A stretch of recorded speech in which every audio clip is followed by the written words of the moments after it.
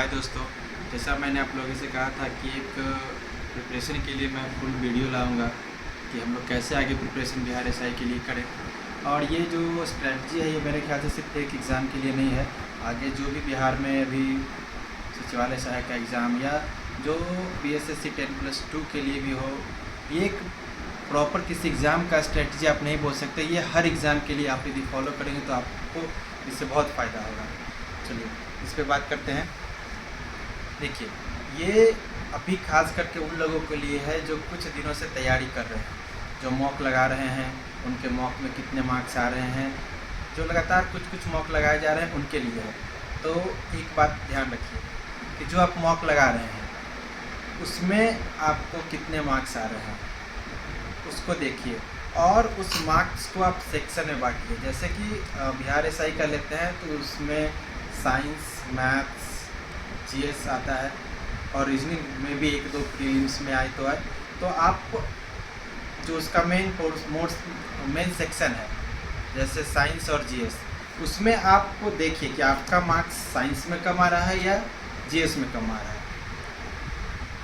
तो यदि आपका हिस्ट्री, ज्योग्राफी इसमें यदि मार्क्स कम आ रहा है तो आप क्या करेंगे कि जिस सेक्शन में मार्क्स कम आ रहा है उसको अलग करेंगे, उसके टॉपिक्स को देखेंगे।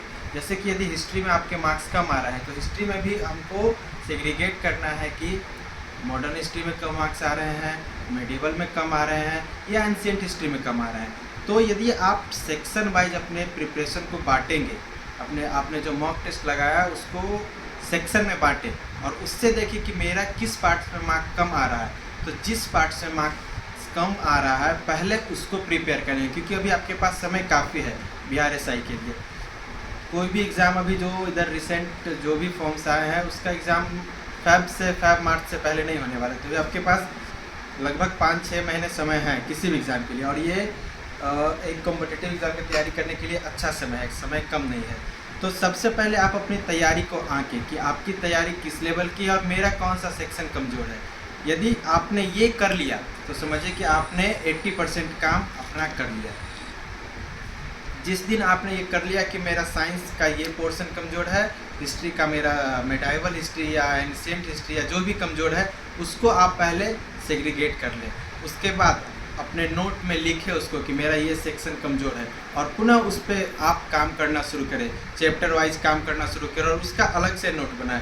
और सबसे बड़ी बात है कि नोट्स बनाएं तो उसका रिवीजन भी लगातार करते रहें। जो सेक्शन आपका मजबूत है उसमें तो आपको काम करने की बहुत ज़्यादा आवश्यकता नहीं है, लेकिन जो सेक्शन आपका कमज़ोर है उस पर बार बार उसको टच करें, उसको देखें, रिवाइज करें। और अब ये नहीं है कि मेरा जो सेक्शन अच्छा है उसको पूरी तरह से छोड़ देना है, वैसे उसको नहीं छोड़ना है, उसको भी रिवीजन करना है।